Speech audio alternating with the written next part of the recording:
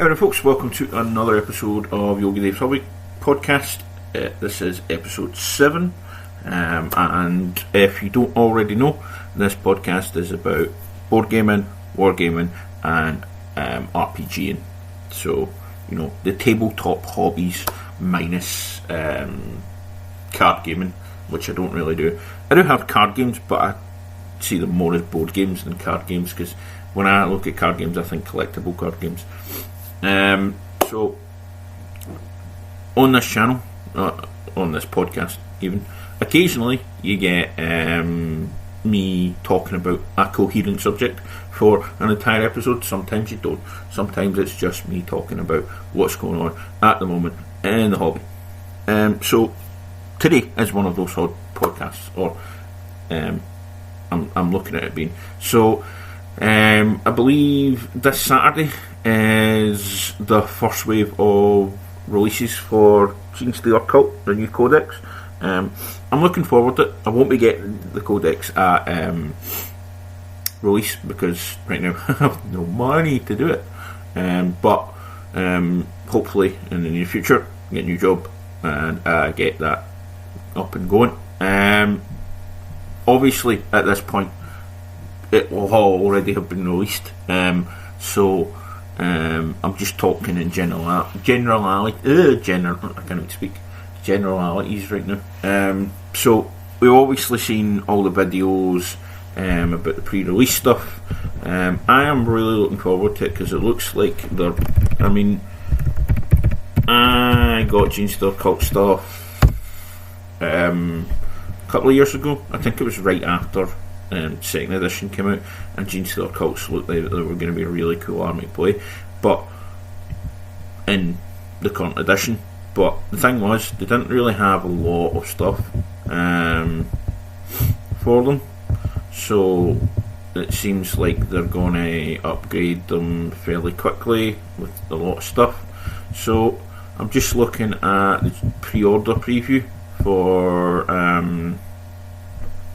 the Cult, obviously this week. So first up is the Atlan Jackals, so that's the bikes and the quad bikes, which look absolutely brilliant.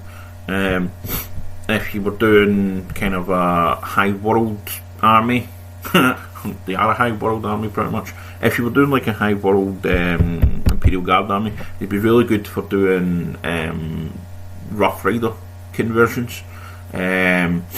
To be fair with you, I'm probably going to use them in my Imperial Guard army anyway as Rough Riders. You know, I mean, they don't look like Rough Riders really because they don't have lances or anything like that, but you know, doesn't really matter for me. So basically it's, you know, it's motorbikes and quad bikes, and they look really, really cool. And obviously with that you're going to get the Jackal Alphas, so who's the leader of the Jackal packs. He's the guy that you saw in the preview with the sniper rifle and the radio on the pack. That's pretty, at the back of his bike. That's pretty cool.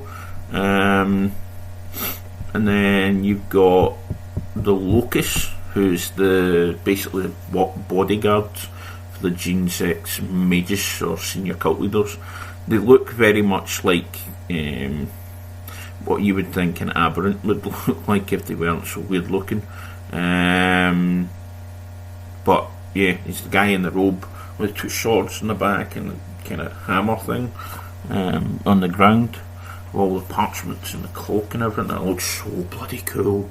So many cool models for this particular release.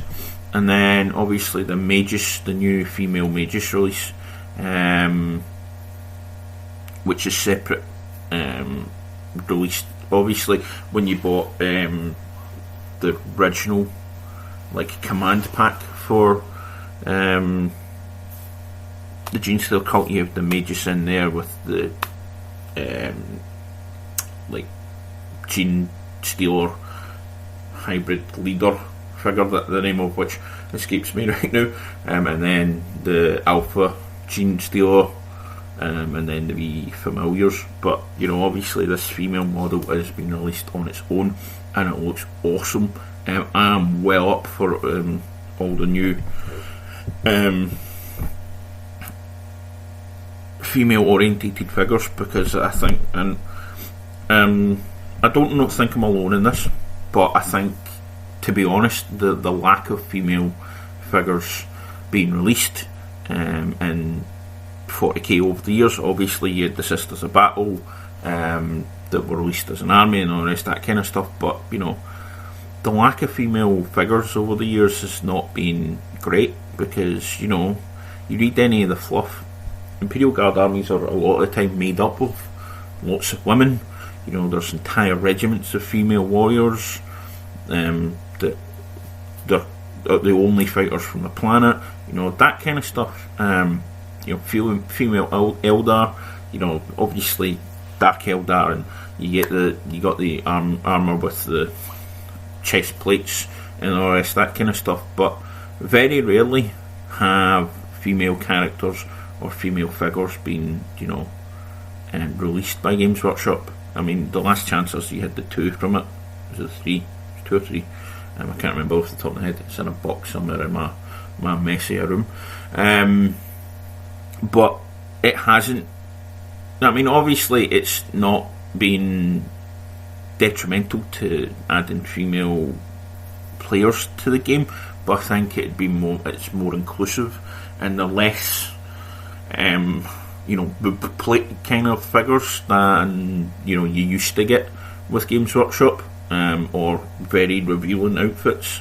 The new Imperial Guard Commissar that's been released, I can't remember her name off the top of my head, for the Black Library Open, I think it is. But it's because she's a character in a book, like the main character in a book. They're releasing a model with her, and she doesn't have the classic fantasy sci-fi chest plate. Her boobs are basically shown, which a little bit of respect, I think, is due to Games Workshop for that, because they've gone away from that. A lot of people have had issues with it because they're like, well, she just looks like an effeminate boy and stuff like that. It's like, well, no, she doesn't. She looks like a female character. Stop being a fucking dick and just behave yourself. Obviously, the Eschers figures are a wee bit more towards the old school, but I think that is a kind of callback to the Escher characters the Escher figures from the original Necromunda, but they're far less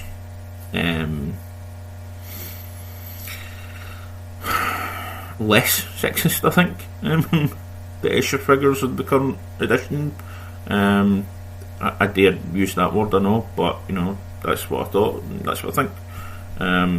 Don't get me wrong, when I was 16-year-old, or younger, I had to have those figures because of boobs, but I grew up, I've had relationships, I'm in a long-term one now, and when I think about it, I see my sister and I see my niece, and I go, well, I don't really think that they're, and my girlfriend and everyone that I know that's a woman, and I don't really see them, represented that heavily in Games Workshop or even any figure range. But obviously Games Workshop are attempting to redress that balance at the moment, which I think is a good thing. I think it's only a positive thing for the community, but we'll remain open-minded and optimistic and what have you, and see what happens. So next is the guy, the Clamovus, who's the guy with the loud tailor and what looks like a turntable connected to him.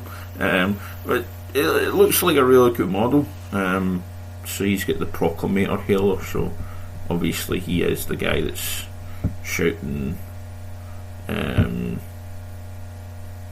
creed of the cult far and wide.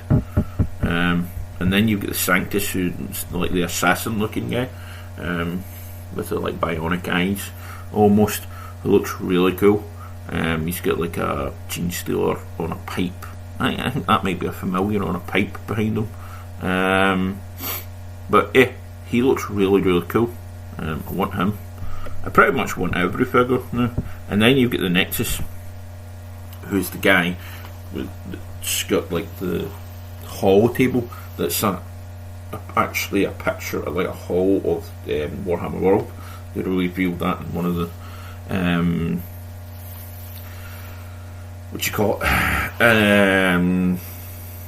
sneak peeks of the Genestealer Cult a while back, and it looks really, really cool. And I just want all these figures. It's ridiculous. Not really too worried about getting the tectonic frag drill, obviously, because it's a piece of terrain. If I want to buy it, I'll buy it, but I'm really not bothered about that bit. And then obviously they're now re-releasing the Neophyte Cultist upgrades for the the Brood Brothers, with the Astra Militarum upgrades. It's the Cadian Shock Troop sprue with heavy weapon and the Genestealer Cult upgrade frame, so they look like Genestealer Cultists. And obviously the Codex releases, the usual collectors and limited editions and the dice and the data cards. So that's the first release, and I'm really looking forward to seeing them released over the next couple of months. Hopefully, by the time everything's out, I will have a job and I will be able to get my rulebook, my Codex book. But I won't be buying any of this stuff until unless it's stuff that's going to obviously be released for a short time, because you can sometimes see that, until probably next year, probably Christmas this year, maybe.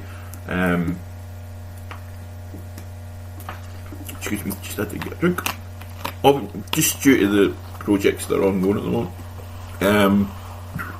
So, really looking forward to that.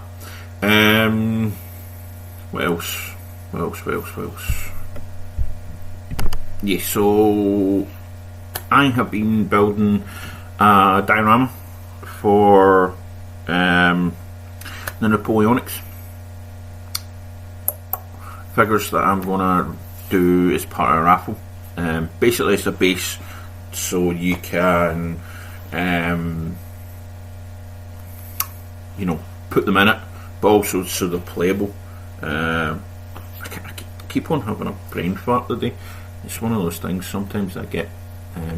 You'll hear it now and again, me going can't remember what I was going to talk about, but essentially with that, I am. So I've taken it's not quite a 2x1 foot piece of polystyrene. It's more like a 2 3/4 or 1 3/4 by 1 and 1.5 foot. So when I'm making my boards, which are 2x1, what I do is I cut off the extra bit at the bottom, glue it to the bit at the side, and then cut as appropriate. But this, obviously, I've shaped it a bit, so it's got a bit of a curve on it, and then the other bit that I've taken off, obviously, I put on the hill to make this a hill, because what it is it's 2 units of 8 Napoleonic British infantry protecting a gun. So it's some line infantry and some line company, and light company figures. So there's an officer and a sergeant and a drummer and one of the. I might add the colours to it. I'm not 100% on that one. And then on the top there's a piece of light artillery with crew and officer and limber. But basically what I've been doing is I've been thinking thinking, right, I'm going to use this, I'm going to use that, I'm going to use the next thing, and this is more trying to explain why I'm using static grass, and I'm using flock, I'm using different types of flock, so I'm just going to go through it. So obviously I'll use polystyrene for the actual shape of the thing. Normally what I would do is I'd use the bottom bit of polystyrene, and I'd use like a small bit of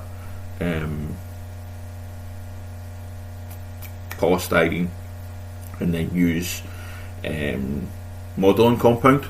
But right now I don't have any modeling compound, and as you are probably aware, I'm a bit skint at the moment, so I haven't got the plaster to make my homemade stuff with. It's quite easy to make, well, quite easy but time consuming. It's like making paper mache basically, with toilet rolls, rather than like bandages and stuff. So normally I would use that to make the hill, and I would use some rock formations and what have you to give it a wee bit of realism, more than what I've got right now. It's it's difficult to do with just the polystyrene, I think, to make it really that lifelike, but I'm going to do my best. So normally that's what I would do, but obviously I've had to shape the bit of the hill that they're on. And then after that, what I've done is I've got a mix of sand, PVA glue, pre-mixed wall fill, or I think it's spackle in America, and brown paint. And basically what I've done, what I do is I mix that up and I put that over it. I do this for my boards as well. I know people, to get much more realistic, use there's Lux APS, I can't remember the mix that he uses, but if you go on it, it's what he uses now instead of using this particular texture paint, because he used to use that for as a replacement for Stirling mud, because obviously if you're doing a whole army, Stirling mud doesn't pot on that doesn't go very far, whereas with this you've got tons of it, and it's good for putting on boards. But I mean, with it as well, you don't get it to go as far as you would really like it to go, especially the way I use it. But I like it. It's good. I think for me, because I'm fairly new to terrain making and diorama making, I think it's good to start at that level and then build up. Because I think with my trees, I went a wee bit too far forward and should have pulled myself back a bit and tried the crappy versions and then built up to the really good versions. But beautiful trees, because you use seafoam, and I'll go through that at some point as well. I thought about putting a tree on the diorama, but then I thought to myself, it's going to be sticking out, and you're going to be using that seafoam, and it's going to have to get sent to somebody. So maybe not. I might have a knackered tree. It might be like at the autumn time or something like that, and it's the tree's lost all its foliage. But I haven't decided on that bit yet, and I'm kind of jumping back and forth on that one. But that has been covered all over it. What I'm going to do next is I'm going to do a mix of a couple of different static grasses. It's 3 different types of static grass that I just put in a shaker and I just shake it out. That's not going to go all over the model, because obviously I want some like mud churned parts, so I'm going to leave bits that are open. But also I want to use some foam flock, and I also want to use some sawdust flock, because the sawdust flock's basically like brown flock that I'll use for the mud churned parts, because I'm not the Stirling mud is more it's just a ground cover. So the other mud is just like for like wet mud and all that kind of thing. But I'm using different types of flock because I think it's better off. You're actually better off using different types of flock and on a single diorama or a single board. It's what I do all the time, because I think because I don't have a static grass applicator and I'm using static grass, I think it gives you far more life and realism if you use the different types. So you get your static grass for some things, and you get your foam for other things.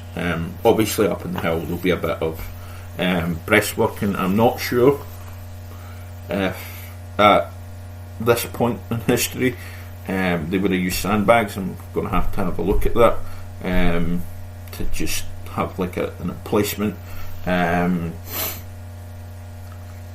So so I'm going to use a couple of different ranges. So I'm using Serious Play static grass. I'm using I think it's Spring. It's quite light. And then I'm using the Step static grass from Army Builder, and then I'm using static grass from Jarvis Scenics.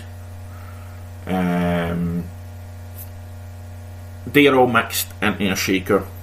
Jarvis is actually the least I've got of it, but there's also different lengths. So when I'm shaking it out, different grass lengths or different fibre lengths. Essentially, static grass, you should really be using a static grass applicator. So when you're putting it out, you actually get the grass look. But I don't have one, and I'm not willing to electrocute myself to build a cheap one. It's something I want to get, and at some point it will be on my list of things to get. But right now it's good as ground cover if I've got it in the different lengths and different colours. That's what I think anyway. I think it looks alright. I think it could look worse. If you look on my Instagram, you'll see the I keep on calling him Captain, and I do it every time, and I know I'm saying it wrong, but anyway, the Lieutenant Calcius figure. That is the mix of the three different static grasses that's on that base that I made for him. And also there's some foam flock and there's some what's the word? The sawdust flock on that as well. So my foam flock is all from Lux APS. I've got some lichen and I've got some sawdust flock from elsewhere. I bought it at shows and I can't remember where I bought it from, but it's like a mix that I use. The sawdust flock is from a couple of different manufacturers. My brown stuff, if you hold on, I'm just looking for it. So I got it's on Amazon. I got it. It's fine sawdust grain scatter model flock ground cover. It's from Haberdashery Wholesale. I don't know if that is the company that actually does it, but it says it's dispatched and sold by Scanlan's Arts, maybe, on Amazon.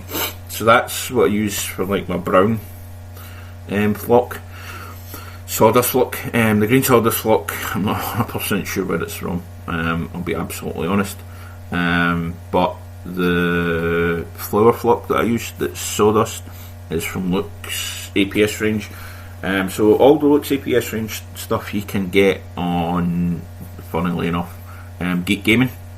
The whole range is there, or when it's updated, the whole range will be there because he's updating his flocks. I think because he's got a new foam that he's using with it. The foam that he's got just now is really good. I use it on trees. I use it on, obviously, terrain bases, and I use it to make little flower bushes, some of which I will be using on this particular terrain. I'll also be using some scenic, not woodland scenics. Where'd I get my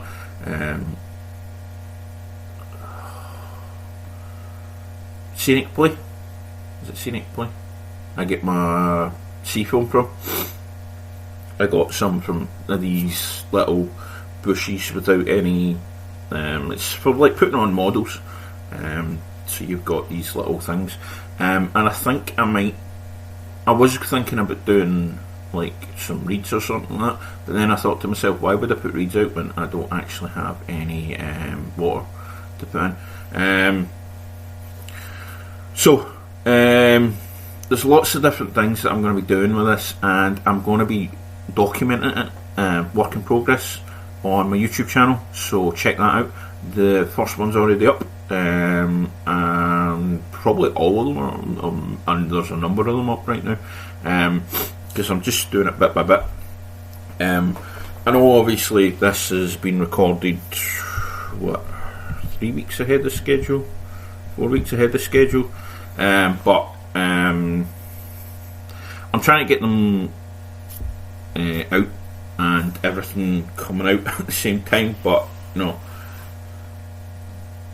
as we speak, it's probably done and ready for the figures to actually be finished, and then the raffle for Calcius done, and the new one to start. But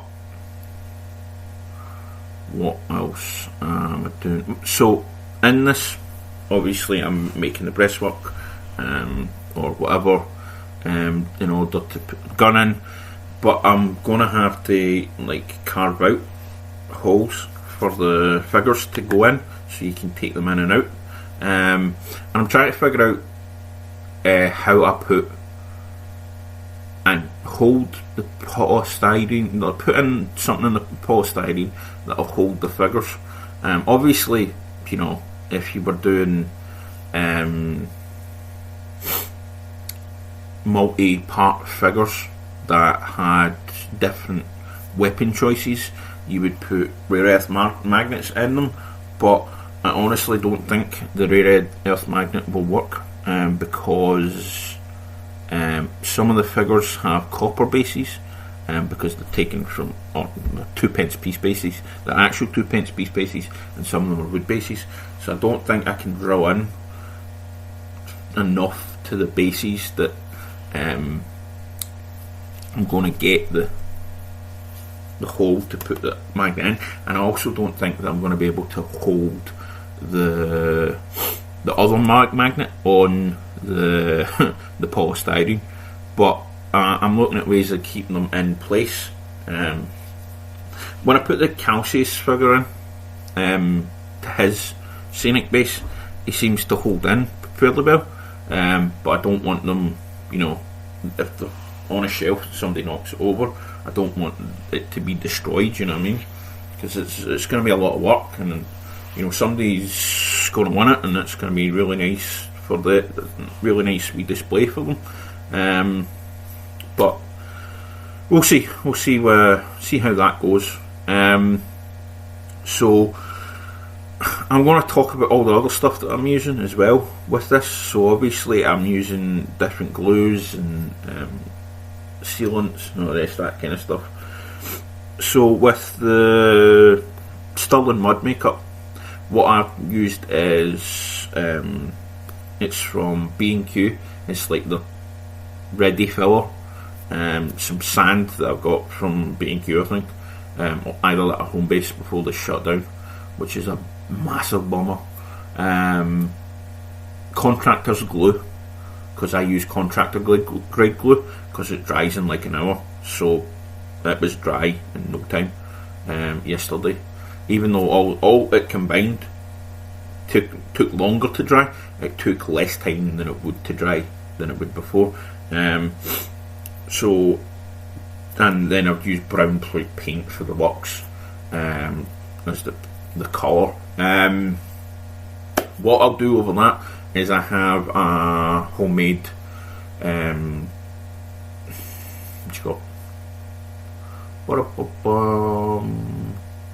egg acid, so it's a brown wash basically that I'll wash over it, and then I'll highlight it with kind of a sandy colour, maybe not a sandy colour, but a lighter brown,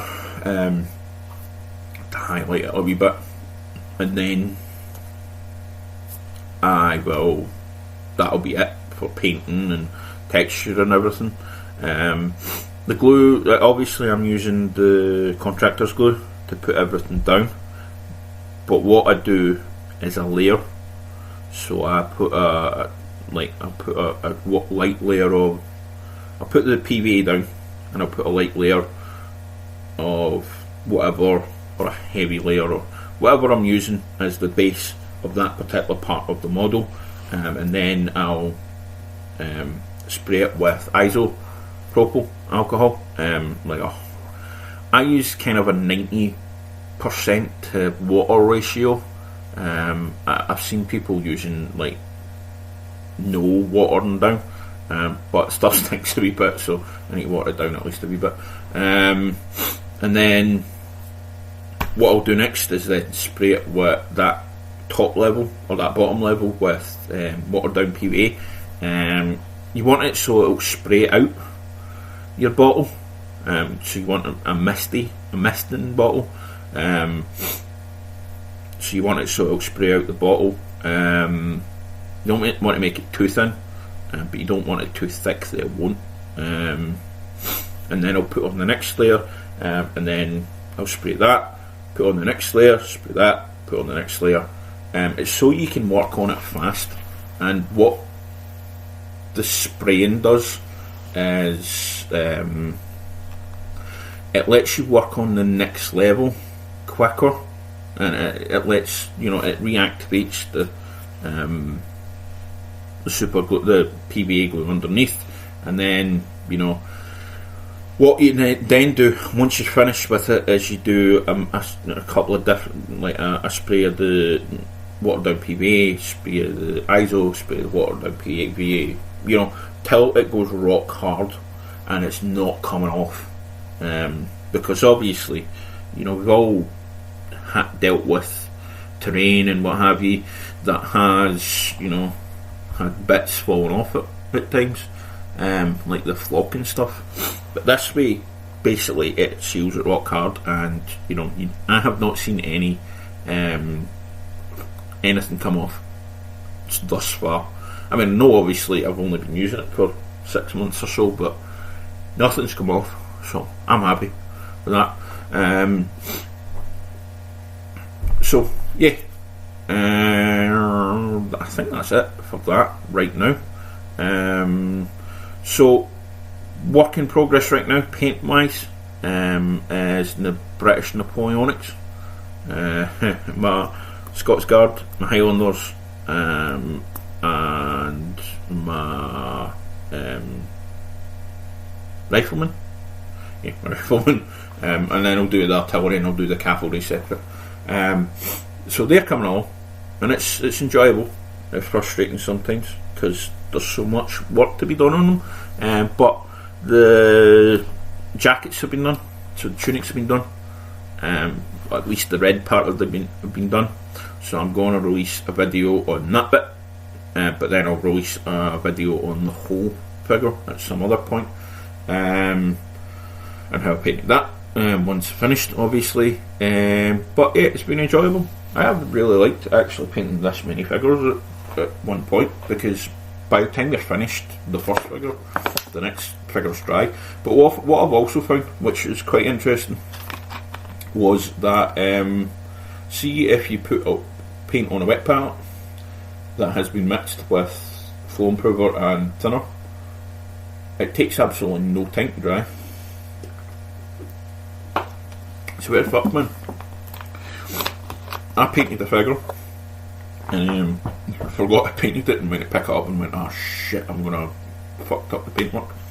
Nothing. It was only like a couple minutes before. I'm like, that's interesting.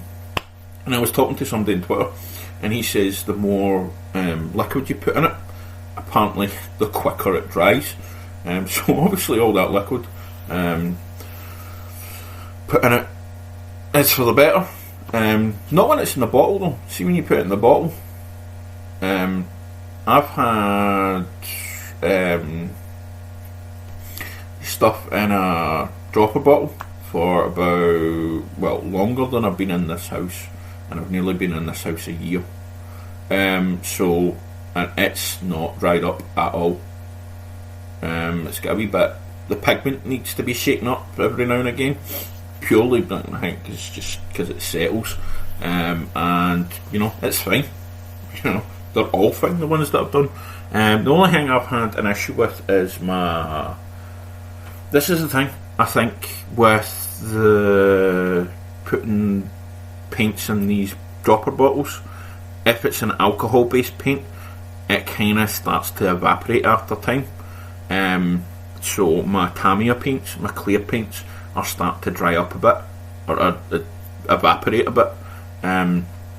So I think that's the reason they're obviously still in glass, what you call them, bottles or tubs for the Tamiya paints, because when they actually hit the plastic, or the plastic that they use in the dropper bottles, they start to evaporate, and that's kind of like, what, really? That's kind of weird, because I have noticed a loss in those particular paints, whereas I haven't noticed any loss in the other paints. I know sometimes I talk a mile a minute and you might not follow my train of thought, but go back, listen to it, maybe slow it down a little bit. I'm Scottish, we do talk fast,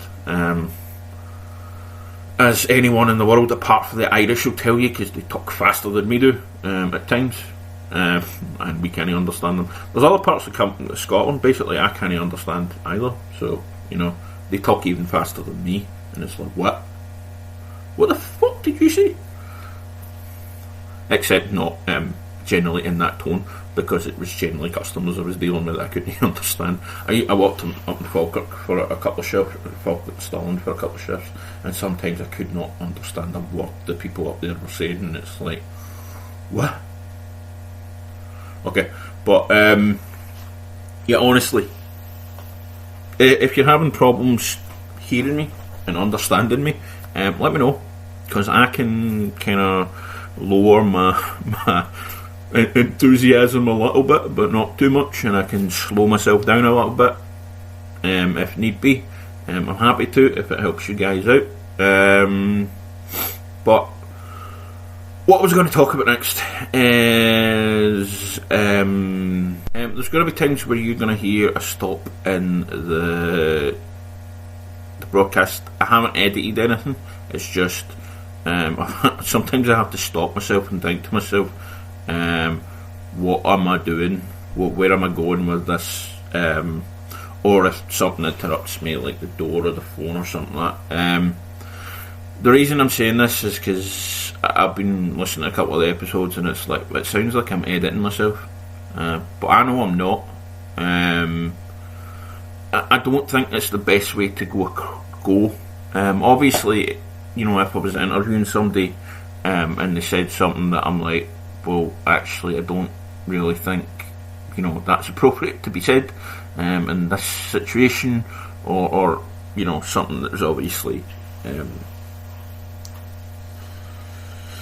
I don't know the word for it. I do know the word for it, but I can't remember the word for it. Hurtful to anyone in any way, shape or form.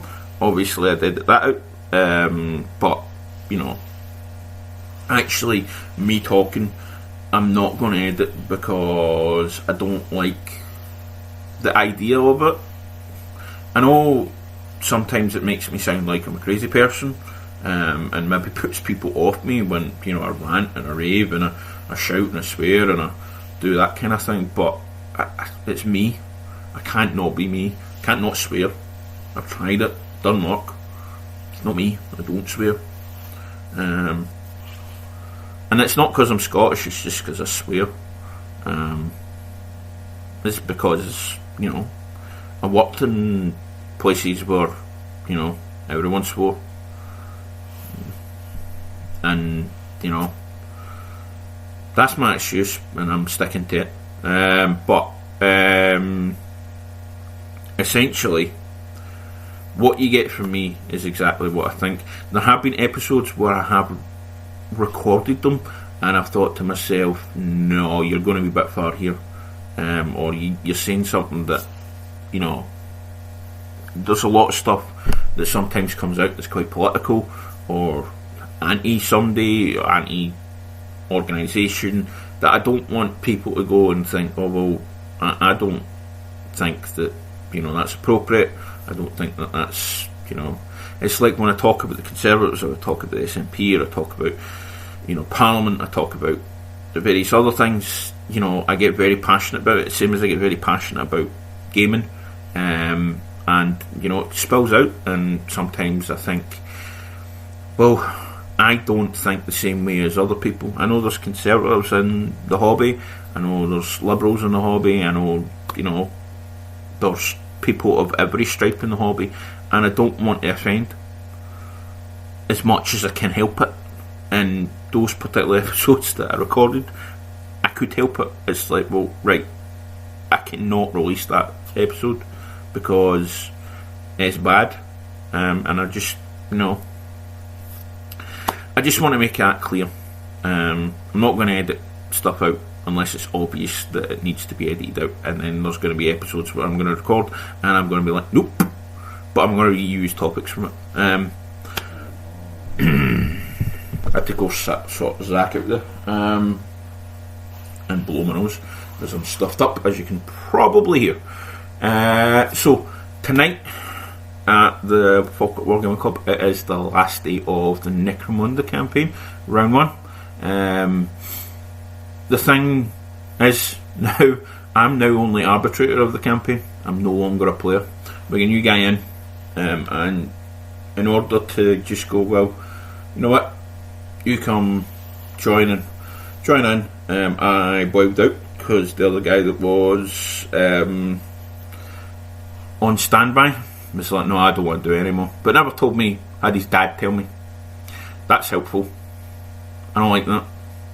If you're not going to take part, don't, you know, if you're not going to be taking part, or if I ask you if you want to take part now, if you want to still take part, and, you know, you tell me that, that's fine. But not telling me pissed me off quite a bit. And if he hears this, I really don't give a shit. But, you know, take responsibility for yourself. And I'm going to have a word with him about it anyway, at some point, because I don't think it's acceptable to say, oh, I'll take part, and then if you know, he was an alternate because there was uneven numbers and he didn't get his list in. He still never get his list in. But he never got around in time, and it was like, well, you never got around in time. You were told, and you've been told for 6 months. You need to get in by this date. But that's a thing I wanted to talk about. It's keeping control of your campaign. So obviously I set a date when the lists were to be in, and probably 6 months before I started, and then towards the end I was getting pissed off because nobody sent me a list, and I was like, well, right, this is the hard deadline. If you don't have it in by this time, and I've told you from the beginning, if you don't have it in by this time, you're not taking part of the campaign. Now, obviously, the new guy, I'm hanging things about, but I've taken myself out of the campaign in order for him to play, because this other guy doesn't want to play it anymore. But, you know, I'm not going to get into that. Hard deadline, everyone had to have it in. chase the players up. If you're going to do something like a Necromunda campaign or something like that, where everyone has to have army lists in, you're going to do a competition where everyone has to have army lists in, you've got to chase them for army lists and a gang lists or whatever it is, and they've got a hard deadline, don't have it in. That's it. Unless there's uneven numbers, in which case you go, right, if somebody gets in late, then that's fine. But at the point we had even numbers when it included me, and it's like, well, I want to take part as well. And I know that's a little bit selfish, but it's like, well, you've been told for months that you've had this hard deadline and you didn't get in. I don't accept that. Also, keeping control of your players when they don't actually hand in all their updates and stuff to the lists, and badgering them about it. You've got to make sure, because you've also got to have a set list of rules. If you don't have it in by this time, they don't get the benefits of having, completed this round. In the next round, I'll add it for the round after, but not this round. So if they've not got the list in time, or their list updates in time, they don't get any experience, upgrades or anything like that. They don't get any money for that round until at the end of the next round, obviously. So they can't pick up any new weapons or add new members or anything like that. So, I'm fine with, being flexible and giving them plenty of time. Obviously, the guys that have got the game today, who was meant to be my opponent, and the new guy, obviously they've got till Sunday this week to get them in for me. And actually, going by the new guy, he's probably going to get them in tomorrow morning at some point. But you know what I mean? It's kind of, you've got to keep a grip of your campaign, because if you don't, it quickly gets out of control. I've been there. I've done campaigns. I did a Frostgrave campaign that got absolutely out of control.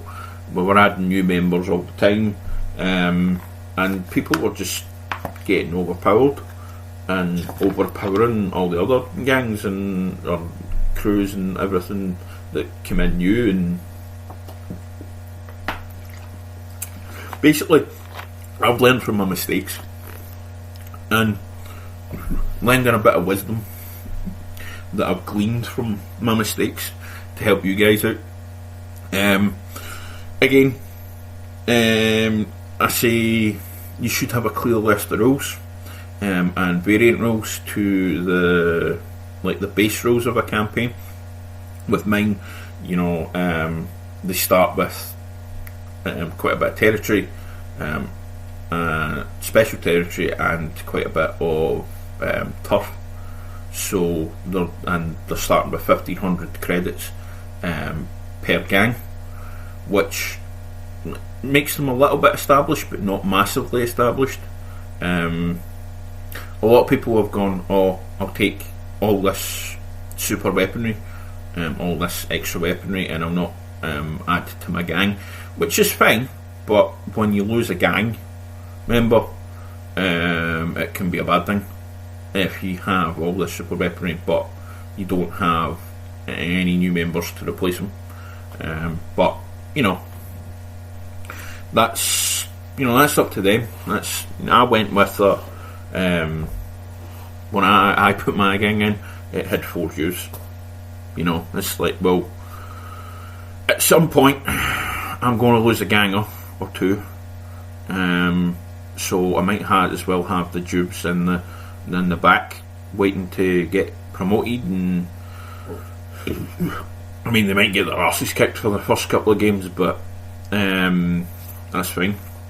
What I've also done with the experience is to give everyone, including the gangers, are as if they're specialists for XP or experience, but only like the regular specialist rules apply. So there's only one specialist that can have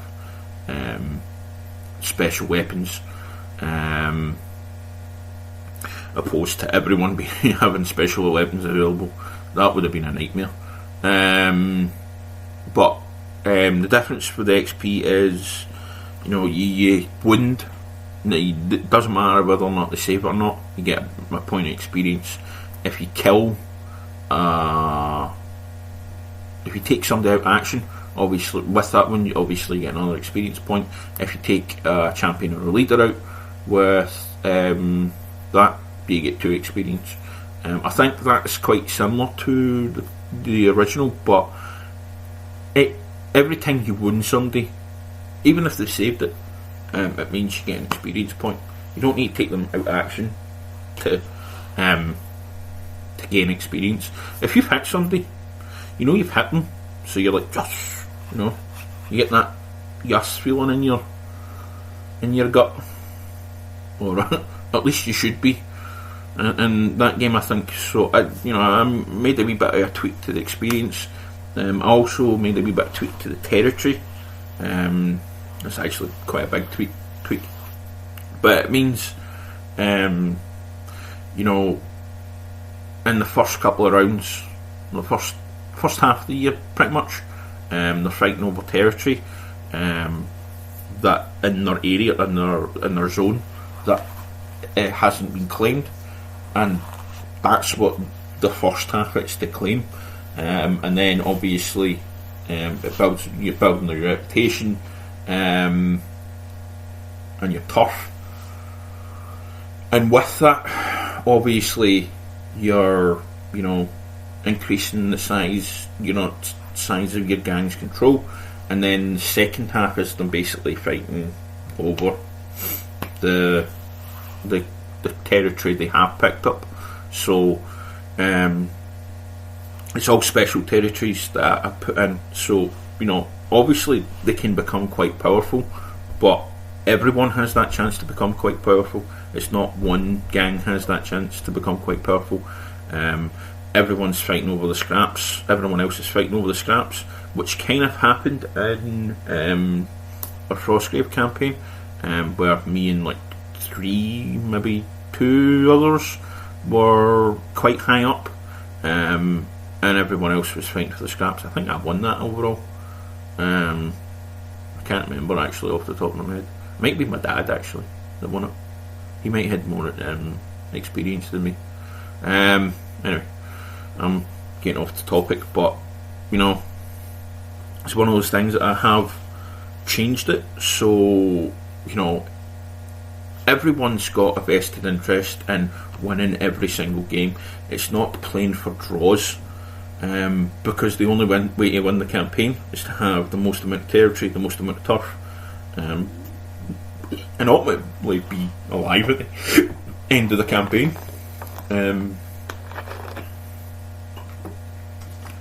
Obviously the same, if your gang leader dies, the guy with them, I think it's the highest leadership or the highest experience, I can't remember off the top of my head now, he becomes the leader of the gang. It used to be leadership, didn't it? Aye, under the previous edition there was leadership, but I can't remember if it still is, because I haven't actually looked at that bit in a while. But your leader dies, somebody takes over. It's not the campaign's over for you. It's you've lost your leader, but the best guy for the job's taken over. It's going to be quite interesting because one of the guys playing Venerators or Venators, so obviously a bunch of bounty hunters, but they're working for a guild who wants control of that particular sector, because there's stuff in that sector that they want, obviously, because there's quite a few mines and what have you, and big populations of gangers and stuff. But there's a Venerator gang, and there's also a Chaos Cult gang, so that should be interesting. The thing is, there's 3 Dalnak gangs now, and what I was kind of wanting was a a wide range. So no, don't have any Orlocks anymore, and don't have any Fansars. So it's going to be interesting. So Dalak's got 1 in 3 chance of being top of the tree, but I'm going to be honest. I think the best player out of the whole lot of them is probably the Kodor guy, him or the Venator guy. There might be a 3-way tie between. I've not seen the new guy. I haven't seen how he plays yet, so I don't know quite how that's going to work out. But yeah, he's playing a Goliath in the first round. Not a rather big Goliath crew, which I looked at and was like, right, long range shooting. I'm going to get plenty of that before he gets into combat with me. Because most of my guys have got long range weaponry on them, and with some stopping power. So you know, I wasn't worried, but I'm not sure about the Dalak, because a lot of their shooting, I think, is toughness based. So it's going to be harder for him to take the Goliaths down. But yeah, it's entertaining. It's going to entertain me to see how it goes. I would have loved to play in it, but you know, it's fine. It means I get to play Infinity this week. The actual Infinity, not the RPG. The tabletop game. I don't know all tabletop games, but the skirmish game. That's the word I was looking for. So yeah, as I said, keep control of your campaign, keep control of your players. Make sure that they're doing their paperwork or whatever you need them to do, and then you know, do what you need to do as an arbitrator or a campaign historian or whatever it is you are for that campaign, whatever the terminology is for the set of rules that you're using. I think that's probably it for today. It's a shorter one than usual, but you know, that's cool. As always, if you're enjoying this podcast, I encourage you to share it with your friends. I also encourage you to comment and rate it on whatever platform you use. I also encourage you to go watch my YouTube channel. The links for my Twitter, which can be sometimes entertaining, and my Instagram. All of which the links I think are on the website. Also, if you want to get involved in the raffles for whatever current raffle is, it probably still Kelsey's, because at the moment there's a kind of a bottleneck on what I want to do with certain bits of the figure, so it might still be going. So for any raffle for all time, as far as I'm wanting to play it, it's my coffee account, and the link to that is again on the website, which is daveshobby.podient.co. If you haven't got it straight from the website, straight from the website. Honestly, you know, if you're enjoying this, you probably enjoy the YouTube channel. If not, you know, that's fine. I don't mind. But you know, give me your honest feedback. If you like it, let me know. If you don't like it, tell me why you don't like it, but make it constructive, because otherwise I'm just going to ignore it. I don't subscribe to putting up with any abuse. For the sake of putting up with abuse, I'll just ignore you, because that's what I do. I spent 10 years on the door, guys. Ignoring abuse from people is like the easiest thing on the planet for me, for the most part anyway. Some people just get on my fucking go. So yeah, I think that's everything.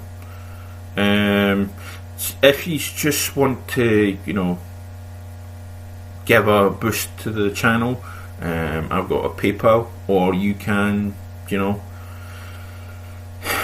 give me more than one coffee on my coffee account and just say I don't want to be part of the raffle.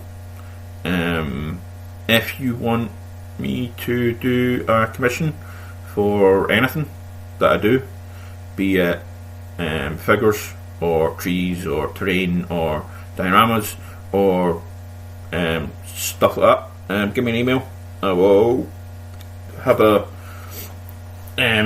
think about it and tell you how much it's going to cost, and I'll talk to you about what you want done. I'm quite happy to do that kind of thing for you. I do hobby commissions, as I've said before. One thing I will say is I don't do single armies at the same time. I will do 2 or 3 squads from army. I will do your army for you, but I won't do it as one big army, because the last time I did that it almost bloody killed me. It's probably because it was Tau, but you know, that's beside the point entirely. I hate Tau. But yeah, as I said, you know, I do paint commissions. If you want to do me to do some terrain for you, then fine, no problem. But it's not going to be cheap. I will tell you that right now. I'll be honest about these things. You know, I charge what I charge, and I will charge you for materials as well. So there's no point in you coming to me and going, oh, I want, you know, a whole army painted for 200 quid. It's not happening. It's not happening in a month of Sundays for 200 quid. Trust me. Unless it's an Infinity army, in which case I might actually be able to do it, but not for a 40k army, not for a Warhammer army. 5 stands of 15mm infantry cost the guy that got them 100 quid, and that's me actually putting it down a wee bit because I fucked up with the time. It wasn't his fault. If it takes less time, I will give you money back. If it takes more time, I won't charge you any more, as long as it's, I mean, what we've agreed on is what we've agreed on, and that's it. That's how I roll. But, you know, I don't roll in stupid. I don't do stuff for nothing. You got to pay me. I don't do stuff for exposure. I've heard that one many a time. I'm going to start ranting now if I don't stop. So I'm going to say good day and happy hobby.